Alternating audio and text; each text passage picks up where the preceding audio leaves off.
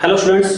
तो कल हमने जो पढ़ी थी, हमने दो टाइप की केमिकल रिएक्शंस पढ़ी थी, कॉम्बिनेशन रिएक्शन एंड आपकी डिकम्पोजिशन रिएक्शन। देन उसके अंदर हमने एक्सोथर्मिक और एंडोथर्मिक भी टाइप रिएक्शंस पढ़ी थी। देन डिकम्पोजिशंस के हमने पार्ट पढ़े थे कि डिकम्पोजिशन जो आपकी रिएक्शन होती है ये आपकी तीन टाइप की होती है। कौन सी?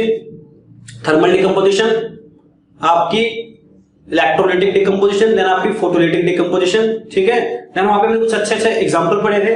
देन हम अब प्रोसीड करेंगे अपनी क्या थर्ड जो आपकी रिएक्शन थी, कौन सी थी आपकी? Displacement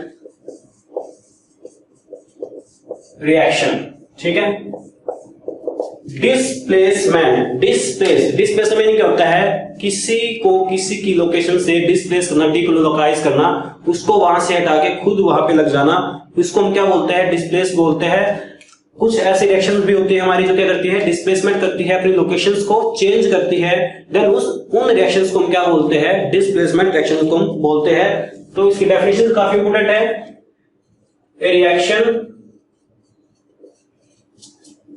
in which a more reactive element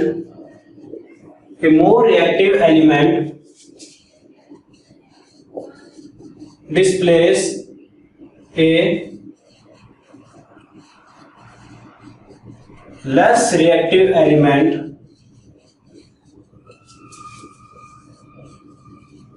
from its compound, then this reaction is known as the displacement reaction। क्या? जब आपका एक मोर रिएक्टिव एलिमेंट किसी एक लेस रिएक्टिव एलिमेंट को उसके कंपाउंड से डिस्प्लेस कर देता है, उसको वहां से हटा के खुद वो उसकी पोजीशन ले लेता है, देन इस टाइप के रिएक्शंस को हम क्या बोलते हैं? डिस्प्लेसमेंट रिएक्शन बोलते हैं। देखो, मोर रिएक्टिव के लिए मोर रिएक्टिव एलिमेंट क्या कैसे होगा ये आपको पता लगाने के लिए सीरीज याद करनी पड़ेगी, जो कि आपकी थर्ड चैप्टर में भी क्या होगी? आपकी काम आएगी। देन उस सीरीज को हम क्या बोलते हैं? रिएक्टिविटी सीरीज बोलते हैं। तो उसमें आपको कुछ क्या है? जो आपका सबसे रिएक्टिव एलिमेंट है, सबसे रिएक्टिव एलिमेंट आपका पोटाशियम है, पोटाशियम। देन आपका sodium, magnesium, calcium, zinc, then आपका आयरन, कॉपर, सिल्वर, गोल्ड और आपका प्लेटिनियम। ठीक है, तो यहां पे ये है हमारा। तो ये आपकी रिएक्टिविटी सीरीज है। तो जो यहां पे जो सबसे ऊपर है ये क्या है आपका? This is most reactive. ठीक है, और जो ये नीचे है ये क्या है आपका? ये आपका लेस रिएक्टिव है। तो जैसे जैसे हम नीचे जाएंगे तो जो आपकी रिएक्टिविटी है वो क्या होती जाएगी? आपकी कम होती जाएगी। ठीक है, तो यहां पे एग्जांपल ले रहा हूं मैं। कॉपर सल्फेट का एक सॉल्यूशन लिया हमने, which was blue in colour. ठीक है, इसका सॉल्यूशन लिया हमने यहां पे कॉपर सल्फेट का।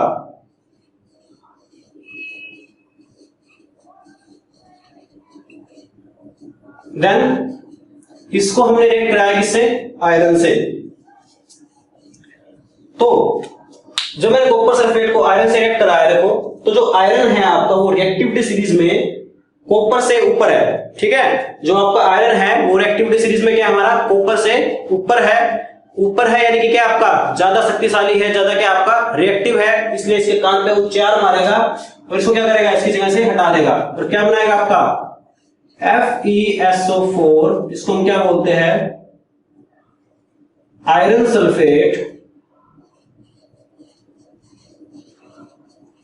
और आपको कॉपर अलग से मिल जाएगा। इस रिएक्शन में होता क्या है कि जो आपका ब्लू कलर है वो आपका लाइट ग्रीन कलर में चेंज हो जाता है and copper is deposit on the, ये नोट पे रखने वाली बात है क्या? In this reaction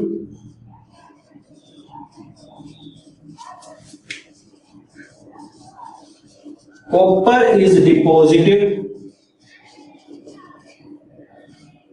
on iron, give red brown color।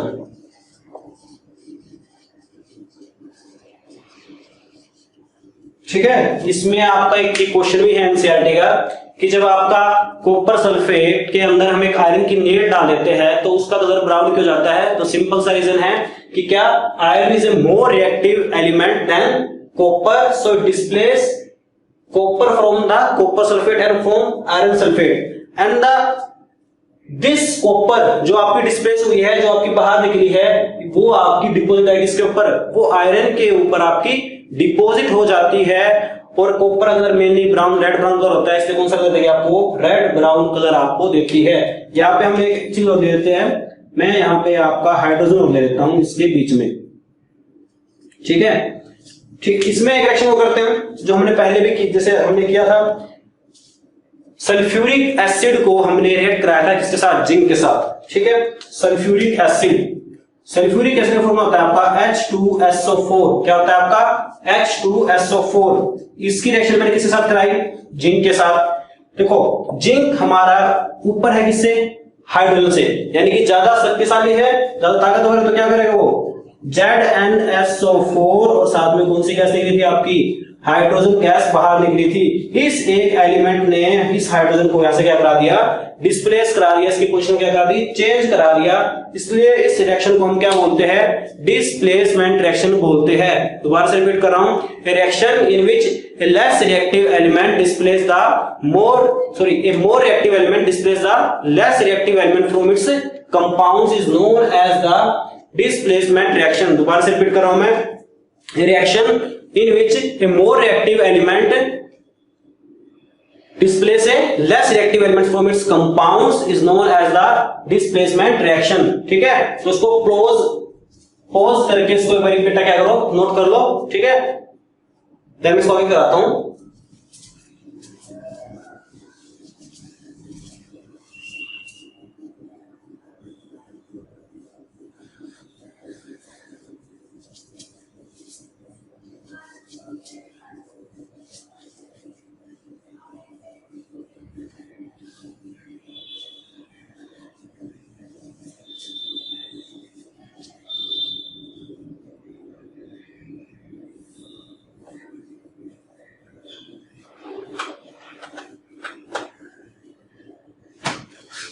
Now जो आपकी फोर्थ रिएक्शन है वो है आपकी डबल डिस्प्लेसमेंट रिएक्शन। क्या है आपकी वो? Double displacement reaction. तो डबल डिस्प्लेसमेंट में क्या होगा? अब की बार जो डिस्प्लेसमेंट होगी, जो पोजीशन चेंज होगी आपकी बार वो दो जगह पे होगी, इसलिए इसको हम क्या बोलते हैं? डबल डिस्प्लेसमेंट रिएक्शन उसको हम बोलते हैं, ठीक है। इसकी डेफिनेशन लिखे हम, when a atom or group of atom, ठीक है, when atom or group of atom displace another displace another atom or group of atom, ठीक है। जब किसी रिएक्शन के दौरान कोई एटम या ग्रुप ऑफ एटम आपस में क्या होते हैं? एक दूसरे को इंटर एक्सचेंज करते हैं, एक्सचेंज करते हैं एक दूसरे के साथ, तो उसको हम क्या बोलते हैं? डबल डिस्प्लेसमेंट रिएक्शन इसको हम बोलते हैं। तो यहां पे जो डबल डिस्प्लेसमेंट रिएक्शन होती है, इसके अंदर हम दो टाइप की रिएक्शन पढ़ते हैं। एक तो पढ़ेंगे हम किसके, कौन सी? Neutralisation reaction. देन हम इसमें सेकंड टाइप पढ़ते हैं इसका प्रेसिपिटेशन रिएक्शन, ठीक है। तो न्यूट्रलाइजेशन रिएक्शन क्या है? ये जो आपकी रिएक्शन होती है किसके बीच में होती है? एसिड और बेस के बीच में होती है। जब आपका एक एसिड बेस के साथ रिएक्ट करता है तो क्या होता है? वो न्यूट्रल हो जाता है, वहां पे एक सोल्ट और वाटर बनता है, ठीक है। तो इसलिए इस रिएक्शन को हमने क्या बोल दिया कि एसिड और बेस एक दूसरे के इफेक्ट को न्यूट्रल कर रहे हैं, इसलिए इस रिएक्शन का नाम क्या हो गया आपका? न्यूट्रलाइजेशन रिएक्शन इसका नाम हो गया, ठीक है। When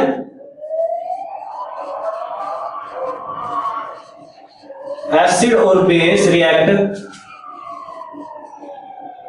they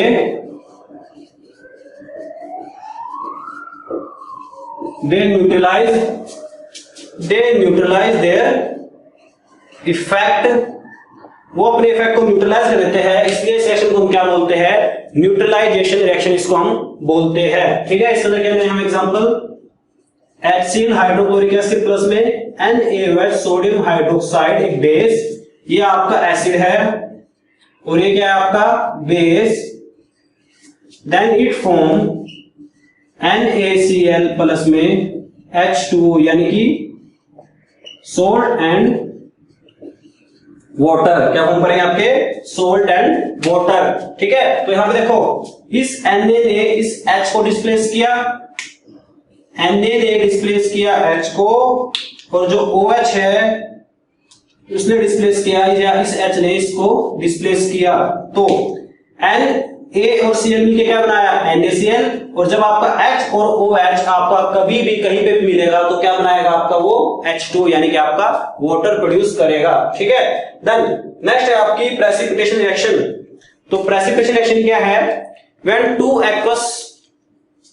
two aqueous solutions या two aqueous mixtures are intermixed, they form, क्या करेंगे, वो एक सॉलिड सब्सटेंस बनाएंगे, उसको हम बोलते हैं प्रेसिपिटेट, और उस रिएक्शन को हम क्या बोलते हैं, प्रेसिपिटेशन रिएक्शन इसको हम बोलते हैं। क्या, when two aqueous solution are intermixed, they form a solid product, क्या बनाएंगे आपका, एक सॉलिड प्रोडक्ट बनाएंगे, इसको हम क्या बोलते हैं, इस सॉलिड प्रोडक्ट को हम बोलते हैं, इस सॉलिड प्रोडक्ट को हम बोलते हैं प्रेसिपिटेट।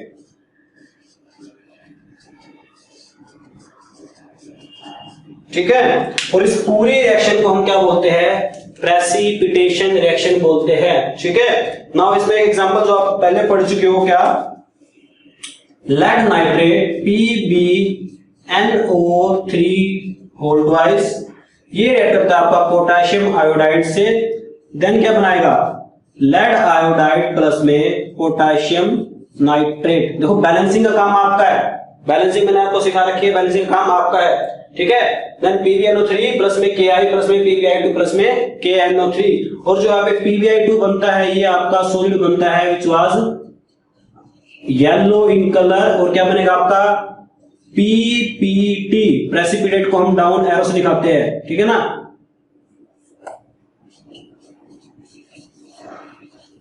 ठीक है, तो ये आपकी होगी डबल डिस्प्लेसमेंट रिएक्शन। तो डबल डिस्प्लेसमेंट रिएक्शन में दोबारा से रिपीट कर रहा हूं, the reaction in which a group of atom is exchange the another group of atom is known as the double displacement। जो रिएक्शन होती है आपकी दो टाइप की होती है, पहली आपकी न्यूट्रलाइजेशन, दूसरी आपकी क्या है, डबल डिस्प्लेसमेंट रिएक्शन। तो जो आपकी न्यूट्रलाइजेशन रिएक्शन है वो क्या होगी आपकी, जो कि आपकी न्यूट्रल होती है, यानी कि एसिड और बेस जब आप रिएक्ट करेंगे तो वो एक दूसरे के इफेक्ट को क्या कर देते हैं, न्यूट्रलाइज कर देते हैं, इसको हम क्या बोलते हैं, न्यूट्रलाइजेशन रिएक्शन इसको हम बोलते हैं। ठीक है, देन प्रेसिपिटेशन रिएक्शन क्या है कि जब आपके दो एक्वस सॉल्यूशन, यहाँ पे कंडीशंस है, यहाँ पे कंडीशंस क्या है कि टू एक्वस सॉल्यूशंस, अब हर एक कोई तो नहीं हो सकते, कुछ फिक्स एक्वस सॉल्यूशन जो आप उसमें क्या होंगे, मिक्स करेंगे, वो एक सॉलिड प्रोडक्ट बनाएंगे। सॉलिड प्रोडक्ट जो होगा उसको हम क्या बोलते हैं, प्रेसिपिटेट, और उस पूरी रिएक्शन को हम क्या बोलते हैं, प्रेसिपिटेशन रिएक्शन उसको हम बोलते हैं। ठीक है, तो मैंने यहाँ पे एग्जांपल लिया लेड नाइट्रेट का, बहुत मोस्ट इंपोर्टेंट एग्जांपल है, बहुत बार एग्जाम में आ चुका है। लेड नाइट्रेट प्लस में potassium iodide, it gives lead iodide which was yellow in colour, solid, तो इसलिए इसको क्या बोल दिया, PPT। PPT का मीनिंग क्या होता है, प्रेसिपिटेट, एंड साथ में क्या निकला आपका पोटेशियम नाइट्रेट। ठीक है, इसको जैसे नोट कर लो पॉज करके, ओके, देन आगे प्रोसीड करते हैं हम।